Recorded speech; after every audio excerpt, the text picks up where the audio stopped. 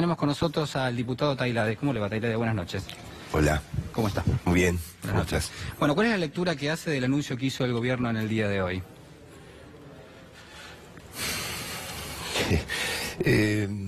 Me parece que es un día muy triste, para la sociedad argentina. Estamos volviendo aceleradamente al pasado y además a escenas, yo diría, prácticamente calcadas del 2001, con un acuerdo muy parecido. En aquel momento fue el blindaje o el megacanje, inclusive con montos similares, con objetivos similares, porque aquel acuerdo con el fondo buscaba proteger justamente al país, o mejor dicho, garantizar al país que iba a poder hacer frente a los compromisos, y en este caso también es exactamente lo mismo, en el marco, en aquel momento, de un plan de ajuste feroz. Está pasando lo mismo, y fundamentalmente con los mismos personajes.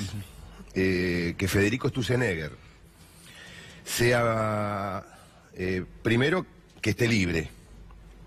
¿Por qué dice? Bueno, porque la justicia argentina lo sobreselló de una causa en la que estuvo procesado por el megacanje y el blindaje. Lo sobreselló después de casi 14 años, de una causa absolutamente, o mejor dicho, de una actuación absolutamente lamentable de la justicia, una desidia absoluta, sobre todo en los últimos años, permitió que este personaje pudiera zafar del procesamiento que tenía por haber defraudado al Estado argentino por esas dos operaciones, y no solamente que está libre, sino que hoy además conduce la economía de nuestro país, porque lo que también veo a partir de la conferencia de prensa de hoy es que vuelve a tener... Tiene más poder, ¿no?, a partir del día de hoy. Y evidentemente, ¿no? Porque no solamente en función de la función central que va a tener, o mejor dicho, sí, clave que va a tener el banco, sino porque además le están delegando la política antiinflacionaria. Básicamente me da la impresión de que hay una... Ya lo dijo Macri hace pocos días en esa conferencia de prensa famosa en donde anunció así con un desparpajo, la verdad que insólito, que era una cuestión del Banco Central la lucha contra la inflación. Bueno, usted lo va a tener en el Congreso porque van a tener que discutir la Carta Orgánica, porque uno de los mandatos del Fondo Monetario es que tienen que darle más poder al Banco Central. Exactamente, sí. Lo que va a venir como mayor autonomía del Banco Central es en realidad mayor autonomía de la sociedad argentina, del Estado argentino, y mayor dependencia del fondo y de los bancos. Es una pérdida de soberanía absoluta. Me parece una experiencia colonial que nuevamente intentan implementar en nuestro país, y la verdad que la Carta Orgánica, la autonomía del Banco Central ya lo vivimos. Es decir, me acuerdo personajes como Pedro Pou o Roque Fernández, digamos, en esa época, que era un dogma, digamos, la independencia del Banco Central. Bueno, así terminamos, y en este camino vamos, en el mismo camino. Recién Tayana decía, bueno, los propios funcionarios del gobierno argentino tienen su dinero en el exterior, algunos de ellos incluso tienen sociedades offshore, o al menos se ha denunciado que tienen sociedades offshore, y yo me remito, por ejemplo, al caso del ministro de Finanzas, Luis Caputo. Usted ha sido parte de lo que fue ese interrogatorio, digamos, cuando se le preguntaron diversas cuestiones vinculadas a lo que era la creación de sus empresas, no a Partners en parte. Digo, ¿cuál es la opinión que tiene de Caputo? Pero bueno, también está allí Duhovne, que en algún momento tenía dinero en el exterior y que no lo había declarado tampoco, ¿no? Es que yo creo que son todos soldados de los bancos internacionales, digamos, el neoliberalismo tiene distintas caras, pero por ahí la más, me parece más contundente, es la corporación financiera. Duhovne, Luis Caputo, Federico Sturzenegger son soldados de ese proyecto, de esa estrategia neoliberal. Son empleados de los bancos, son empleados de los fondos de inversión que vienen a saquear el país, lo hemos visto hace 15 días. No tienen absolutamente ningún punto de contacto con la sociedad argentina, con la realidad, no saben lo que le pasa a la gente. La conferencia de hoy, anunciando metas absolutamente insostenibles de acá a 3 años. Usted dice que eso no se cumple.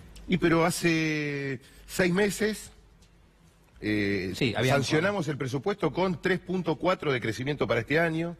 Sancionaron, digamos, nosotros votamos en contra, con 10% de inflación, que obviamente al día siguiente la conferencia lo modificaron, pero digamos son números que no se sostuvieron ni 24 horas. Esto es más de lo mismo, digamos, no hay ninguna posibilidad de que los números que hoy plantearon se puedan cumplir, fundamentalmente porque el plan económico que van a profundizar implica más recesión, más desempleo, menos consumo interno. Sin ninguna de esas variables no puede funcionar nada. El gobierno apunta a discutir lo que es una ley de presupuesto 2019. En principio se ha comprometido con el Fondo Monetario en que los cambios van a tener lugar precisamente a través de lo que es esta ley. Ya se tiene que empezar a discutir en los próximos meses y el gobierno llama a distintos sectores políticos para tratar de generar consensos. ¿Usted se va a sentar en la mesa de discusión con el gobierno? En principio nunca nos invitaron, por suerte. Si eso llega a pasar, no soy yo el representante de nuestra fuerza política el que debería sentarse, pero de todos modos no nos vamos a sentar para discutir esto, digamos, de ninguna manera. Y me parece que estar pensando de acá a 4 o 5 meses, que es donde empieza a discutirse el presupuesto, es una auténtica locura. Ahora el gobierno podría decir que están atentando contra lo que es la gobernabilidad si no se sientan a discutirlo. Bueno, la gobernabilidad, el que está atacando la gobernabilidad es el gobierno, digamos, es decir, con paritarias de la mitad de lo que se proyecta como inflación, con una recesión de acá en adelante, o por lo menos desde a partir del segundo trimestre hasta fin de año galopante, me parece que la gobernabilidad pasa por esas claves, no por si la oposición le da o no le da votos para sancionar un presupuesto. Nosotros en el 2011 gobernó Cristina sin presupuesto y no salimos a llorar la gobernabilidad. Nos pusimos a trabajar, el gobierno siguió adelante. Esta gente lo único que hace es eso, es victimizarse, cuando en realidad las únicas víctimas es la sociedad argentina. Le pregunto por la justicia. ¿La justicia es independiente en la Argentina? El Poder Judicial no. La justicia un valor, por ahí es un poco más. Pero el Poder Judicial, hoy el Poder Judicial no es independiente. ¿Por qué? ¿Por qué dice? Por varias razones. Primero porque hay un sector del Poder Judicial que está claramente identificado en términos ideológicos con el gobierno. Esperaban un gobierno de esta naturaleza, muchos. A nosotros o a Cristina le hicieron la vida imposible, con distintas sentencias, con fallos, con marchas, una justicia militante en contra de Cristina. Bueno, bien, hay quienes decían que también tenía justicia a favor Cristina Fernández de Kirchner, ¿no? Sí, la verdad que lo que se llamó justicia legítima fue una experiencia que no tenía que ver con el gobierno, con el kirchnerismo, tenía que ver con un intento de purificación interno de la propia justicia, más allá de que podía haber simpatías con una orientación política que tenía el gobierno. Por supuesto que yo no quiero que los jueces no tengan opinión política. Si no tienen opinión política son muy malos jueces. Pero en el ejercicio no debieran tener ningún tipo de filtración. Bueno, no debían ser permeables al poder. No, a las presiones del poder no, pero claramente tienen que tener una concepción política. Porque, por ejemplo, el otro día, o hace poco, esta semana, salió el fallo de la Corte Suprema. El fallo de la Corte Suprema respecto de la jubilación, anulando el aumento que se dio en febrero, diciendo que es inconstitucional lo que hicieron, que digamos ya lo habíamos planteado en la discusión parlamentaria, y la Corte, está bien, toma una decisión técnica, dice que no se puede aplicar retroactivamente la ley. Ahora, la mirada respecto del problema es claramente política, digamos. Entonces, esas cosas no se pueden obviar. No podemos tener jueces que no tengan una concepción de la sociedad argentina, una concepción política de cuáles son las claves para que una sociedad progrese.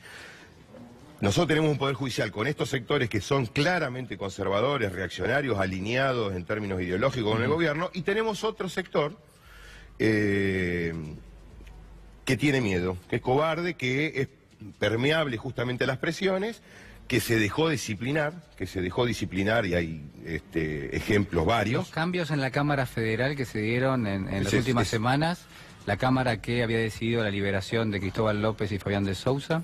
Bueno, es justamente uno de los ejemplos más concluyentes de lo que estoy diciendo. La Cámara Federal fue absolutamente devastada por el macrismo en 2 años. No trepidó en inclusive hasta secuestrar un senador en la Corte Suprema, haciéndole toda una escena para demorarlo, lo cual posibilitó una mayoría en el Consejo que suspendió al doctor Freilet y luego lo destituyó. Con eso se cargaron al primer juez de la Cámara. Sí, que luego, fue interpretado como una picardía, ¿no? Sí, la picardía, sí, bueno, por algunos medios. Exacto, sí. Para los medios lo que hacía el kirchnerismo era un ataque permanente a la justicia, y lo que hace el macrismo son picardías. De hecho, nos acusaron de que tuvimos la culpa nosotros el día de la destitución o la suspensión de Freilet. Pero Freilet fue la primera víctima de la Cámara, y luego siguieron avanzando, que no solamente implicó el desplazamiento de varios jueces, por lo pronto los dos jueces que fallaron en el tema de Cristóbal López y Fabián de Sousa, sino también incorporar jueces a esa Cámara de manera absolutamente ilegal, y además inclusive despreciando el fallo de la Corte, o una acordada de la Corte que decía que no se podían trasladar jueces de la manera en que el gobierno lo estaba haciendo. Sin embargo, lo hicieron igual. Con lo cual hay un poder judicial y hay otro sector que intenta, por supuesto que dije dos sectores, ¿no? El alineado ideológicamente y el cobarde, el disciplinado. Y también hay un sector que me parece que hay que rescatar, digamos, hay que reivindicar. Hay muchos jueces que laburan muchas horas por día, que realmente le ponen el cuerpo a su función, y que muchas veces también son atacados por el gobierno. Hay jueces laborales que por homologar un acuerdo paritario que había sido consensuado entre la patronal bancaria y el gremio de Palazzo, fueron acusados de mal desempeño y estuvieron al borde del juicio político. Lo tenemos de fondo al fiscal Alberto Nisman. ¿Se suicidó o lo mataron? Se suicidó, claramente. Mirá, el informe de Gendarmería da la sensación de que... Sí, el informe de Gendarmería es uno de los grandes bochornos de la historia judicial argentina. Pero yo tengo 25 años de profesión, soy abogado penalista, y primero trabajé en la justicia, y muchas veces llevé causas como las de Nisman, los suicidios. A las personas que por ahí, a los trabajadores que recién ingresan a trabajar, las primeras causas que se le van asignando son los suicidios, para ver si se encuentra alguna cuestión rara con el cual se pueda profundizar la investigación. Yo trabajé... Pero la justicia nos dijo que Nisman murió porque lo terminan matando por lo que era su acusación. Una parte de la justicia federal, la Cámara Federal, de la que hablábamos recién, concluyó que es un homicidio.